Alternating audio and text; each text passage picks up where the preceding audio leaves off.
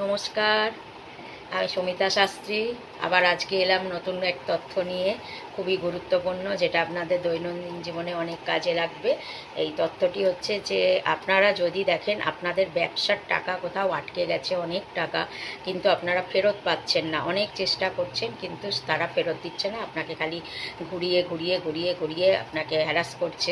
তা এরকম যদি হয় তাহলে আপনারা এইটা করতে পারেন, যখন আপনি বাড়ির থেকে বেরোবেন টাকা আদায়ের জন্য, তখন আপনি ঘরের সামনে দরজায়, মানে যখন বেরিয়ে যাবেন তার ঠিক আগে একটা গোটা নারকোল ভাঙবেন।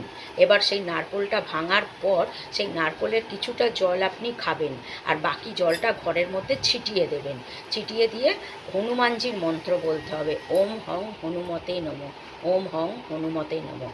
এই মন্ত্রটা আপনারা 108 বার বা 16 বার পাঠ করবেন, আর আপনার মনস্কামনা বলবেন যে আপনি যেন টাকাটা পেয়ে যান।